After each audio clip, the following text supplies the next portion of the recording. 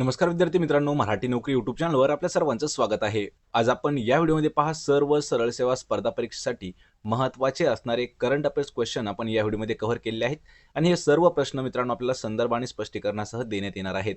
आपल्याला प्रत्येक व्हिडिओची जर पीडीएफ डाउनलोड करायची असेल तर डिस्क्रिप्शनमध्ये पहा लिंक दिलेली आहे. त्याचबरोबर मराठी नोकरी या नावाने आपलं टेलिग्राम चॅनल आहे, पहा मराठी नोकरी. या चॅनलला जाऊन आपण टेलिग्रामला जॉईन करायचं आहे, म्हणजे त्या ठिकाणी तुम्हाला प्रत्येक व्हिडिओची पीडीएफ नोट्स आणि करंट अफेअर्स नोट उपलब्ध करून दिलेले आहेत. तसेच सर्व सरळ सेवाच्या प्रीवियस क्वेश्चन पेपर जे आहेत त्या ठिकाणी उपलब्ध करून दिलेले आहेत. चला तर व्हिडिओला सुरुवात करूया.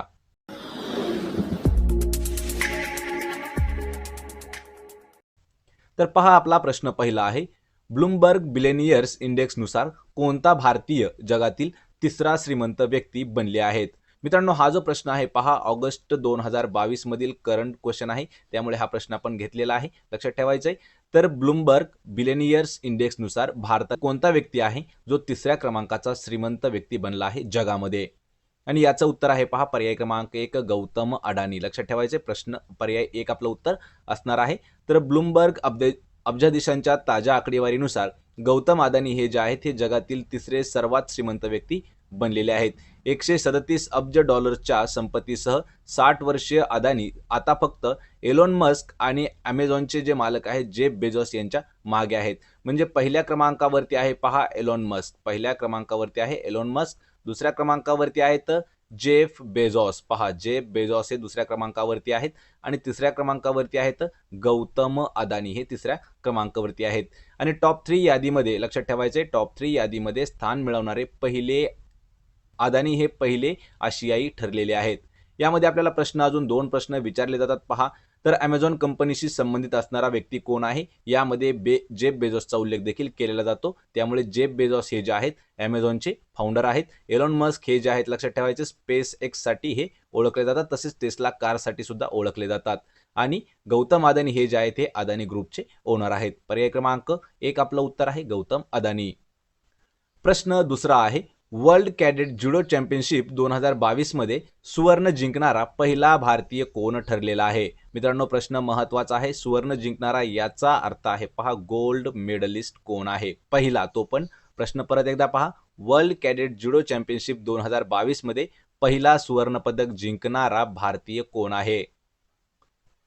याचं उत्तर आहे पर्याय क्रमांक 2 लिंतोई चनंबन. हे जे आहेत हे लक्षात ठेवा मित्रांनो, यामध्ये भारतीय जुडो खेळाडू लिंतोई चंबनने बोस्नियामधील साराजेव्हो येथे झालेल्या जागतिक कॅडेट जुडो चॅम्पियनशिप 2022 मध्ये महिलांच्या 57 किलो गटामध्ये सुवर्णपदक जिंकून इतिहास रचला आहे. आणि 16 वर्षीय चनंबन जागतिक जुडो चॅम्पियनशिपमध्ये कोणत्याही प्रकारामध्ये सुवर्णपदक जिंकणारे पहिल्या भारतीय ठरलेले आहेत. पर्याय क्रमांक 2 लिंतोई चनंबन. प्रश्न तिसरा आहे, भारतात राष्ट्रीय लघुउद्योग दिन कधी साजरा केला जातो? पहा, भारतामध्ये आपल्या राष्ट्रीय लघुउद्योग दिन हा कधी साजरा करतात? उत्तर आहे पर्याय क्रमांक 4 तर 30 ऑगस्ट हा जो दिवस आहे आपल्या भारतामध्ये राष्ट्रीय लघुउद्योग दिवस म्हणून साजरा केला जातो. तर याचा उद्देश काय आहे? तर भारतातील लघुउद्योगांचे महत्त्व आणि योगदान ओळखण्यासाठी दरवर्षी भारतामध्ये 30 ऑगस्ट हा जो दिवस आहे हा राष्ट्रीय लघुउद्योग दिन म्हणून साजरा केला जातो. भारताच्या अर्थव्यवस्थेच्या एकूण औद्योगिक मूल्यांपैकी 40%, पहा किती टक्के आहे तर 40% योगदान जे आहे हे लघु उद्योगांच्या विकासाला प्रोत्साहन देणे हा या दिवसाचा उद्देश असतो. लक्षात ठेवा, भारताच्या एकूण अर्थव्यवस्थेच्या औद्योगिक मूल्यांमध्ये 40% योगदान जे आहे हे लघु उद्योगांचं आहे. पर्याय 4 आपलं उत्तर आहे. 30 ऑगस्ट राष्ट्रीय लघु उद्योग दिवस म्हणून साजरा करतात. प्रश्न चौथा आहे, कोणत्या दूरसंचार कंपनीने ऑक्टोबर 2022 मध्ये दिवाळीपर्यंत 5G सेवा सुरू करण्याची घोषणा केलेली आहे? पहा मित्रांनो, प्रश्न हा महत्त्वाचा आहे. तर खालीलपैकी अशी कोणती टेलिकॉम कंपनी आहे की ज्यांनी ऑक्टोबर 2022 मध्ये दिवाळीपर्यंत 5G सर्व्हिस सुरू करण्याची घोषणा केली आहे? आणि याचं उत्तर आहे पहा पर्याय क्रमांक 2 तर जिओ रिलायन्स यांनी. भारतातील सर्वात मोठी दूरसंचार कंपनी रिलायन्स जिओने 29 ऑगस्ट 2022 रोजी दिल्ली या ठिकाणी, लक्षात ठेवा दिल्ली, मुंबई, कोलकाता आणि चेन्नई या ठिकाणी ऑक्टोबर 2022 मध्ये म्हणजेच दिवाळीपर्यंत 5G सर्व्हिस सुरू करण्याची घोषणा त्यांनी केलेली आहे. आणि जिओने डिसेंबर 2023 पर्यंत संपूर्ण देशात विस्तार आणि कव्हर करण्याची योजना देखील त्यांनी केलेली आहे. म्हणजे महत्त्वाचं आहे पहा, ऑक्टोबर 2022 मध्ये कोणते कोणते महत्त्वाचे ठिकाणं होणार आहेत? दिल्ली, मुंबई, कोलकाता आणि चेन्नई याच ठिकाणी फक्त ऑक्टोबर 2022 मध्ये 5G सुरू होणार आहे. आणि लक्षात ठेवा डिसेंबर 2023 पर्यंत संपूर्ण भारतामध्ये 5G सर्व्हिस सुरू होण्याची घोषणा अंबानी यांनी केलेली आहे. पर्याय क्रमांक 2. प्रश्न 5वा आहे, सर्व फॉर्मॅटमध्ये 100 सामने खेळणारा पहिला भारतीय क्रिकेटपटू कोण ठरलेला आहे? पहा, सर्व फॉर्मॅट म्हणजे कोणते? T20, टेस्ट आणि ODI म्हणजेच वन डे. तर या तीनही फॉर्मॅटमध्ये 100 सामने खेळणारा पहिला भारतीय क्रिकेटर कोण ठरला आहे? आणि याचं उत्तर असणार आहे पर्याय क्रमांक 4, तर विराट कोहली. लक्षात ठेवा मित्रांनो, विराट कोहली आंतरराष्ट्रीय क्रिकेट इतिहासामध्ये खेळाच्या तीनही फॉर्मॅटमध्ये 100 सामने खेळणारा पहिला भारतीय आणि जगातील दुसरा खेळाडू ठरलेला आहे. माजी कर्णधार कोहलीने आतापर्यंत 100 T20, 102 कसोट्या आणि 262 एकदिवसीय सामने खेळले आहेत. विराट कोहलीने ऑगस्ट 2008 मध्ये आंतरराष्ट्रीय क्रिकेटमध्ये आपलं डेब्यू केलेलं आहे. लक्षात ठेवा मित्रांनो, किती T20 आतापर्यंत खेळले आहेत? 100. यानंतर पहा, टेस्ट जे आहेत ते 102 आहेत आणि ODI जे आहेत हे 262 आहेत. म्हणजेच सर्व फॉर्मॅटमध्ये 100 सामने खेळणारा पहिला भारतीय क्रिकेटपटू विराट कोहली आहे. विराट कोहलीने 2008 साली क्रिकेटमध्ये डेब्यू केलेला आहे. पर्याय 4 आपलं उत्तर होईल. प्रश्न 6वा आहे, आंतरराष्ट्रीय अणुचाचणी दिवस कधी पाळला जातो? आंतरराष्ट्रीय अणुचाचणी दिवस. उत्तर आहे पर्याय क्रमांक 1, 29 ऑगस्ट. हा जो दिवस आहे आंतरराष्ट्रीय अणुचाचणी दिन म्हणून साजरा केला जातो किंवा पाळला जातो. लक्षात ठेवा, अण्वस्त्र चाचणी विरुद्ध आंतरराष्ट्रीय दिवस हा दरवर्षी 29 ऑगस्ट रोजी संयुक्त राष्ट्रसंघाद्वारे पाळला जातो आणि अण्वस्त्र चाचणीच्या विनाशकारी परिणामाबद्दल जागरूकता वाढवणे हा या दिवसाचा महत्त्वाचा उद्देश असतो. लक्षात ठेवायचं आहे, अणुचाचणी दिवस जो आहे आंतरराष्ट्रीय, याचा महत्त्वाचा उद्देश काय असतो की जे ॲटम बॉम्बचे विनाशकारी परिणाम आहेत त्याबद्दल लोकांमध्ये जागरूकता वाढवणे या दिवसाचा हा महत्त्वाचा उद्देश असतो. हा दिवस जगातील देशांना अण्वस्त्र प्रसार थांबवून अशा चाचण्या थांबवण्याचे आवाहन करतो. पर्याय क्रमांक 1 आपलं उत्तर आहे. 29 ऑगस्ट हा जो दिवस आहे आंतरराष्ट्रीय अणुचाचणी दिन म्हणून पाळण्यात येतो. पर्याय 1. प्रश्न 7वा आहे, 29 ऑगस्ट 2022 रोजी निधन झालेले अभिजित सेन हे कोणत्या क्षेत्राशी संबंधित होते? याचं उत्तर आहे पर्याय क्रमांक 3, तर अर्थशास्त्रज्ञ होते. लक्षात ठेवायचे, त्यांचा मृत्यू 29 ऑगस्ट 2022 रोजी झालेला आहे. त्यांचं नाव आहे अभिजित सेन आणि हे जे आहे ते अर्थशास्त्राशी संबंधित होते. भारतातील अग्रगण्य कृषी अर्थशास्त्रज्ञांपैकी एक अभिजित सेन यांचे वयाच्या 72व्या वर्षी म्हणजेच 29 ऑगस्ट 2022 रोजी निधन झाले आहे. माजी पंतप्रधान मनमोहन सिंग यांच्या कार्यकाळामध्ये अभिजित सेन जे आहेत हे 2004 ते 2014 या कालावधीमध्ये भारताच्या नियोजन आयोगाचे सदस्य होते. पहा, कोणता?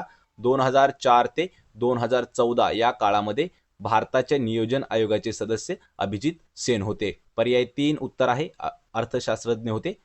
प्रश्न 8वा आहे, राष्ट्रपती द्रौपदी मुर्मू यांनी अलीकडेच कोलकाता उच्च न्यायालयासाठी अतिरिक्त न्यायाधीश म्हणून किती वकिलांची नियुक्ती केली आहे? याचं उत्तर आहे पर्याय क्रमांक 2, एकूण 9 वकील. पहा, भारताच्या राष्ट्रपती द्रौपदी मुर्मू यांनी अलीकडेच कोलकाता उच्च न्यायालयासाठी अतिरिक्त न्यायाधीश म्हणून 9 वकिलांची निवड किंवा नियुक्ती केलेली आहे. पर्याय क्रमांक 2, 9. प्रश्न 9वा आहे, भारतीय ऑलिम्पिक संघटनेच्या अध्यक्षपदी नुकतीच कोणाची निवड झाली आहे?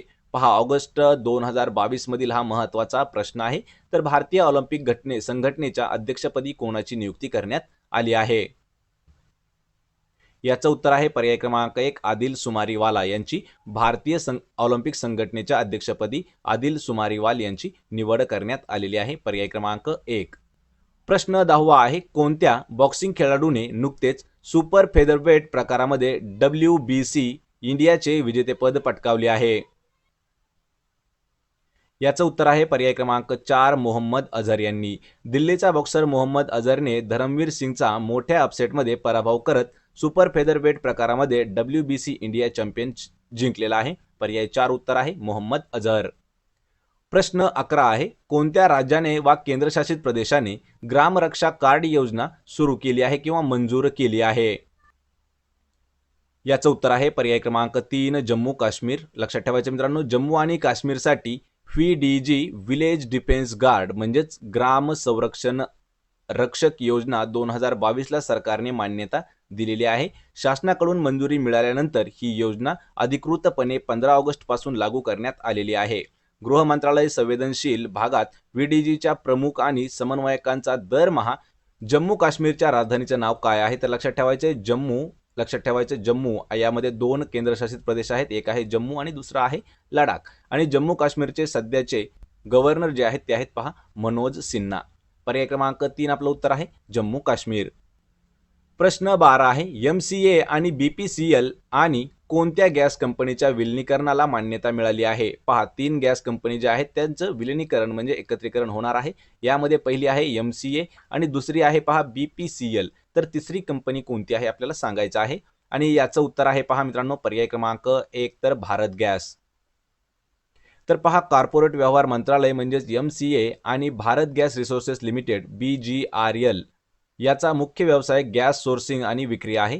तर कॉर्पोरेट संरचना सुलभ करण्यासाठी Bharat gas resources limited BGRL आणि BPCL ची मालमत्ता आणि दायित्वे एकत्रित करण्यासाठी वेगवेगळ्या भौगोलिक ठिकाणी शहर गॅस वितरण नेटवर्क विकसित करण्यासाठी ते तयार करण्यात आलेले आहे. भारत पेट्रोलियम कॉर्पोरेशन लिमिटेड म्हणजे BPCL यांनी 100% उपकंपनी Bharat gas resources limited BGRL या मूळ कंपनीमध्ये विलीन केलेली आहे. पर्याय 1 उत्तर असणार आहे भारत गॅस. प्रश्न 13 आहे, नक्षलवाद संपवण्यासाठी नुकत्याच झालेल्या सेंट्रल झोनल काउन्सिलच्या बैठकीचे अध्यक्षपद खालीलपैकी कोणी भूषवले आहे? उत्तर आहे पर्याय क्रमांक 3 तर अमित शहा यांनी. नक्षलवाद संपवण्यासाठी नुकत्याच झालेल्या सेंट्रल झोनल काउन्सिलच्या बैठकीचे अध्यक्षपद अमित शहा यांनी भूषवलेले आहे. पर्याय क्रमांक 3 आपलं उत्तर होईल. तर मित्रांनो हे होते पहा काही आपले जनरल नॉलेज म्हणजेच करंट अफेअर्सचे क्वेश्चन. आपल्याला जर व्हिडिओ आवडला तर व्हिडिओला लाईक करा, मित्रांमध्ये व्हिडिओ शेअर करा आणि आपल्या मराठी नोकरी यूट्यूब चॅनलला सबस्क्राईब करा. मित्रांनो व्हिडिओची PDF जर मिळवायची असेल तर डिस्क्रिप्शनमध्ये तुम्हाला लिंक दिली आहे पहा, मराठी नोकरी या नावाने आपलं टेलिग्राम चॅनल आहे.